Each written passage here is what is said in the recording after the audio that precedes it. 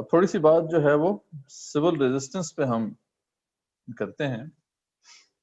ظاہر بات ہے یہاں پہ ہم اس کی تفصیل میں تو نہیں جا سکیں گے، لیکن یہ ہے کہ یہ مختصراً اس پہ کچھ بات کرنا بڑا مناسب ہے کہ سول ریزسٹنس کیا ہے. جب ہم اکثر یہ بات کہتے ہیں کہ سول ریزسٹنس جو ہے وہ سب سے بہترین آج کا جو کانفلکٹ کا طریقہ ہے وہ مطلب سول ریزسٹنس ہی ہے، تو اکثر یہ لوگ کے ذہن میں جو بات آتی ہے کہ یہ کیسے مطلب سول ریزسٹنس جو ہے وہ کوئی تبدیلی کا خاص طریقہ تو ہے نہیں ہے. تو یہ بیسیکلی ایک مس انڈرسٹینڈنگ ہے اس طریقے کے بارے میں. جیسے میں نے پہلے بتایا تھا کہ سول مزاحمت ایک باقاعدہ ٹیکٹیکل وارفیئر یا ٹیکٹیکل کانفلکٹ کا طریقہ ہے، اور اس حوالے سے پھر جو جیسے نارمل جو کانفلکٹ ہوتا ہے آرمڈ کانفلکٹ، اس حوالے سے آپ کو بے شمار بکس مل جاتی ہیں، بہت سی تھیوریز ہیں اس کے حوالے سے. اسی طریقے سے سول ریزسٹنس کے حوالے سے بھی پھر جو بہت اہم ایک شخصیت ہے وہ جین شارپ کی ہے. ڈاکٹر جین شارپ وہ شخص ہے جس نے سول مزاحمت کے طریقہ کار کو جو ہے ایکسپلین کیا ہے. اس کی ساری زندگی اسی کے اوپر گزری ہے. یعنی اس نے جتنے بھی اس حوالے سے جو جتنی بھی اسٹرگلز ہوئی ہیں اس کو انالائز کیا اور اس کی ایک تھیوری بنائی باقاعدہ، اس کو ایک باقاعدہ ایک نالج کی شکل دی اب یوں کہہ لیں. اور آج ہم دیکھتے ہیں کہ اس نالج سے وابستہ بہت سے لوگ آپ کو مل جاتے ہیں، پی ایچ ڈی اسکالرز بھی ہیں، ریسرچ ہو رہی ہے اس کے اوپر، اور اچھا خاصا یعنی مواد آج اویلیبل آپ کے پاس.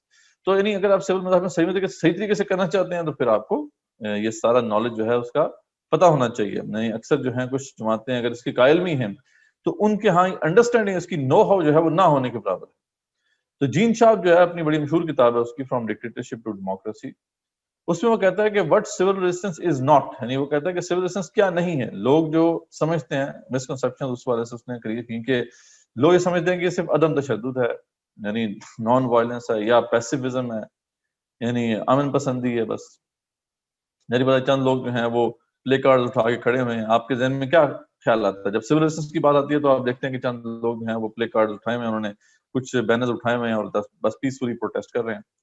یہ کوئی میڈیشن نہیں ہے، خالی یہ مصالحت کا معاملہ نہیں ہے، یہ کوئی پیس بلڈنگ نہیں، امن سازی نہیں ہے، خالی یہ کوئی اسپونٹینیس ماس کنفیگریشن نہیں ہے، یعنی اچانک لوگوں کا اجتماع ہو جانا، یہ خالی نہیں ہے.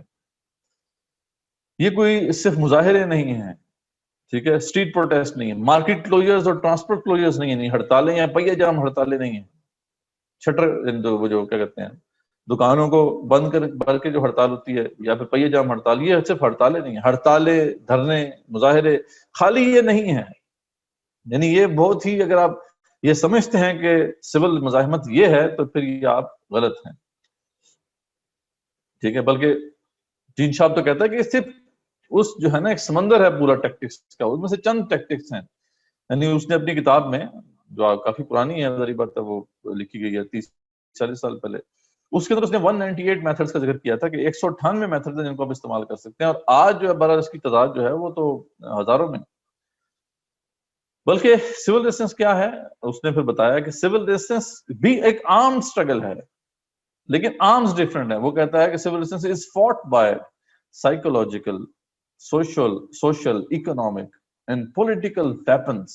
یعنی یہ ہتھیار، اس طرح کے ہتھیار آپ نے پہلے نہیں دیکھے ہوں گے، لیکن یہ باقاعدہ ہتھیار ہے، نفسیاتی ہتھیار ہیں، سماجی ہیں، معاشی، سیاسی، یہ دیگر قسم کے ہتھیار ہیں applied by the population and the institution of the society. جو عوام اور جو سوشل انسٹیٹیوشن ہوتی ہیں، معاشرتی ادارے ہوتے ہیں، سماجی ادارے ہوتے ہیں، ان کے ذریعے سے جو ہے وہ یہ ہتھیار استعمال ہوتے ہیں. یعنی اس میں پاپولیشن کو استعمال کیا جاتا ہے اپنے جو بھی آپ جو اپنے جو بھی مقاصد ان کو حاصل کرنے کے لیے.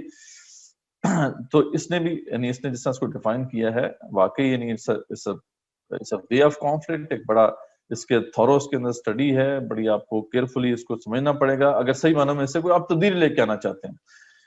جس طرح میں نے پہلے بتایا کسی قسم کی جو وارفیئر ہے یا کانفلکٹ کا کوئی بھی طریقہ ہے، جب تک کہ ٹیکٹیکلی اسے استعمال نہیں کیا جائے گا کامیابی نہیں ہو سکتی ہے. وہ سوچیں کہ دو فوجیں بھی آپس میں لڑنی ہے، ایک فوج جو ہے بڑے پلان طریقے سے اپنی پوری جنگی چالوں کے ساتھ حملہ آور ہوتی ہے، وہ کیا جیتنے کا زیادہ جو ہے وہ چانس رکھتی ہے، یا وہ فوج جو بس ہیف ہیزرڈلی، یعنی کوئی اس کے اندر ترتیب نہیں ہے، کوئی فارمیشن نہیں ہے، بس وہ ہلہ بول دیتے ہیں بس.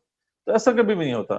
اسی طریقے سے گوریلا وارفیئر بھی اگر کرنی ہے، جہاں پہ بھی یہ موضوع ہے تو وہاں پہ بھی یہ ٹیکٹیکل گوریلا وارفیئر، یعنی اس کے اندر پلاننگ ہوگی، اس کے اندر ایک باقاعدہ ٹیکٹکس ہوں گی. اسی طریقے سے یہ بھی معاملہ ہے، سول ریزسٹنس بھی ٹیکٹیکلی آپ کو کرنی ہوگی. یہ خالی مطلب جو ہے مظاہرے کر دینے سے یا پیسفل پروٹیسٹ کر لینے سے یہ کام نہیں ہونے والا. ہاں خانہ پوری تو ہو جائے گی لیکن یہ ہے کہ کوئی تبدیلی نہیں آئے گی. تو اس حوالے سے جو جن صاحب کے پھر بہت سے شاگرد ہیں جنہوں نے پھر اس حوالے سے ریسرچ کی ہے، ایک جو بک ہے اس حوالے سے بڑی اہم ہے کہ وائی سول ریزسٹنس ورکس، یہ جو ہے وہ ایریکا شینویت کی کتاب ہے. تو انہوں نے یہ کیا کیا ہے کہ پچھلے تقریباً 100 سالوں میں جتنے بھی آرمڈ یا 1900 سے 2006 تک جتنے بھی آرمڈ اور ان آرمڈ کانفلکٹس ہیں ان کے سکسیس جو ریشو ہے وہ ہمارے سامنے پلاٹ کر کے دکھا دیا. اب یہ ظاہری بات ہے وہ ڈیٹا ہے جو کہ امپیریکل ڈیٹا ہے نا، جو اویلیبل ہے آپ کے سامنے، آپ دیکھ سکتے ہیں. تو ان کا انالیسس دیکھیں کیا وہ کہتے ہیں کہ سکسیس جو تھی آرمڈ ریزسٹنس کی، یعنی آپ دیکھیں کہ وہ over the period of time وہ گرتی جا رہی ہے. ٹھیک ہے جی. اس یعنی جب ہم اکراس دا بورڈ یعنی تقریباً پچھلے 100 سال 20ویں صدی کا اگر انالیسس کرتے ہیں تو جو سکسیس ہوئی ہے وہ زیادہ نان وائلنس جو جدوجہد ہے اس کو حاصل ہوئی ہے، اور کم جو ہے وہ وائلنٹ اسٹرگل کو حاصل ہوئی ہے. ٹھیک ہے. اور فیلور جو ہے اس کا بہت زیادہ ریٹ جو فیلور ہے وہ بہت زیادہ ہے آرمڈ ریزسٹنس کا ان آرمڈ ریزسٹنس کے مقابلے میں. تو یعنی یہ ایک جو ہے امپیریکل ڈیٹا آپ کے سامنے واضح کر رہا ہے، سجیسٹ کر رہا ہے کہ جیسے جیسے ہم 20th سینچری کے اندر آگے بڑھتے گئے ویسے ویسے جو آرمڈ ریزسٹنس ہے وہ ناکارہ ہوتی گئی. ٹھیک ہے. تو یہ پوری ریسرچ موجود ہے، یہ کتاب آپ پڑھ سکتے ہیں، اس کے اندر اس کی تفصیلات آپ کو مل جائیں گی. ٹھیک ہے. تو بہرحال جو اس کا انسائٹ ہے جین شارپ کی جہاں سے وہ آغاز کرتا ہے، اگین میں اس کی تفصیل میں نہیں جاؤں گا، اس پہ پھر انشاءاللہ ہم سیپریٹ ایک کورس آفر کریں گے جو لوگ انٹرسٹڈ ہیں ان کے لیے. تو ابھی تو صرف یہ ہے کہ ہم یہ واضح کر رہے ہیں کہ کچھ اس کی بیسکس آپ کے سامنے رکھ رہے ہیں تاکہ آپ کو آئیڈیا ہو کہ یہ کوئی ایسی چیز نہیں ہے جس کو بس آپ کہہ لیں بس دھرنے ہیں بس اور یہ احتجاج ہے بس. اور ظاہری بات ہے دھرنوں اور احتجاجوں سے تو پھر کوئی تبدیلی واقع نہیں ہونے والی، نہ انقلاب برپا ہونے والا. تو وہ کہتا ہے کہ the most important single quality of any government without which it would not exist must be the obedience and submission of its subjects. یہ انسائٹ ہے. وہ کہتا ہے کہ طاقت جو ہے وہ لوگوں کی اطاعت میں ہے. کسی بھی حکومت کی سب سے بڑی خاصیت جس کے بغیر وہ وجود برقرار نہیں رکھ سکتی عوام کی اطاعت ہوتی ہے. جو سیاسی قوت کا مرکز دراصل عوام کی اطاعت. ٹھیک ہے جی، مرکز و محور.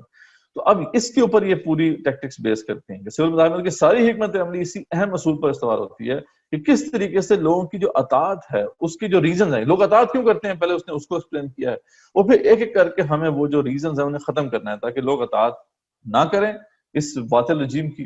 اور جیسے جیسے وہ اپنی سپورٹ کو ختم کرتے جائیں گے ویسے ویسے پاور جو ہے وہ شفٹ ہوتی جائے گی، ان کے ہاتھوں سے نکلتی جائے گی. تو یہ اس کی پیچھے پوری انسائٹ ہے، یعنی بڑا سمپل سا کانسیپٹ ہے لیکن اسی کے اوپر پھر پوری اسٹریٹجی جو ہے وہ بلڈ ہوتی ہے. پھر ڈیفینیٹلی اس نے پاور کو ایکسپلین کیا ہے کہ آج کل پاور جو ہے وہ مطلب وہ جو طاقت ہے یہ اگر جن ہے تو اس کی جان کو کس طوطے میں. ٹھیک ہے جی. تو اس نے بتایا کہ سورسز آف پاور کیا ہیں، اس میں مورل اتھارٹی ہے، ہیومن ریسورسز ہیں، skills and knowledge, material resources, sanctions ہیں، فیئر آف سینکشنز ہیں، انٹینجیبل فیکٹرز ہیں. اور پھر پلرز آف سپورٹ اس نے کہا کہ صرف معاملہ یہ نہیں کہ آج طاقت وہ نہیں ہے جیسے فرعون وہاں پہ تھا تو پورا آل ان آل وہی تھا، بلکہ آج ماڈرن سوسائٹیز کے اندر پاور جو ہے وہ ڈسٹریبیوٹیڈ ہے. آج پلرز آف سپورٹ ہیں، ان سب پلرز آف سپورٹ پہ آپ کو کام کرنا پڑے گا. تو اس نے پھر جو ہے ملٹیپل پلرز آف سپورٹ جو ہے ان کو آئیڈینٹیفائی کیا. پولیس ہے، ملٹری ہے، بیوروکریسی، بزنس کمیونٹی ہے، پھر آپ کی فیوڈلز ہیں، میڈیا ایجوکیشن ہے، میڈیا ہے، ایجوکیشن سسٹم ہے، ریلیجیس فیکشن ہے. اب یہ کس طریقے سے پاور کو کنٹریبیوٹ کرتے ہیں یہ ساری اس نے پھر ایکسپلینیشن اس کی دی ہے. پھر پروسیس آف چینج کو ایکسپلین کیا ہے کہ سب یعنی 3 فیز پروسیس ہے یہ. جب بھی آپ نے انقلاب برپا کرنا ہے تو پہلا فیز پرسویشن ہے جس کے ملٹیپل ٹولز ہیں جو اس نے پھر ایکسپلین کیے ہیں. اس میں ویژن آف ٹمارو بہت امپورٹنٹ ٹول ہے. افیکٹو کمیونیکیشن اسٹریٹجی آپ کو استعمال کرنی پڑے گی. پھر نان کوآپریشن کے اوپر آپ نے جانا ہے، اس میں پھر ڈیلیما ایکشن ایک ٹول ہے، وننگ ریکارڈ ایک ٹول ہے، پھر انٹروینشن ہے جس کے اندر پولیٹیکل جیو جٹسو ایک بڑا اہم ٹول ہے.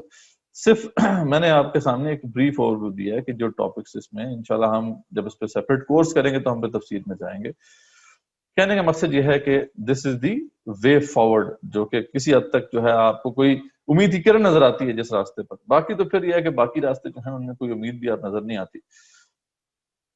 تو کامیابی جب ہو جائے گی اس میں اگر آپ کو، تو پھر اس کی توسیع لازمی ہوگی. یہ ایک ٹرو ریولوشن کا ایک لٹمس ٹیسٹ ہوتا ہے. ٹرو ریولوشن جو ہوتی ہے وہ پھر ایکسپینڈ کرتی ہے بیونڈ دا باؤنڈریز، اس کو کنفائن نہیں کیا جا سکتا. ٹھیک ہے، جیسے کہ ہم رشین ریولوشن کو دیکھتے ہیں، اس کی ایکسپینشن ہوئی، چائنا کے اندر بھی انقلاب آیا، پھر ساؤتھ امریکن اسٹیٹس میں انقلاب آیا وغیرہ وغیرہ، یورپ کے اندر بھی جو ہے یہ انقلابات کے سلسلے شروع ہوئے. تو یعنی it could be considered as a true revolution. تو یہ ایک امپورٹنٹ جو ہے وہ لٹمس ٹیسٹ ہوتا ہے اس کا. ٹھیک ہے، تو یہ کانسیپٹ تھا جو ہم نے لے کر لیا. Concept number 4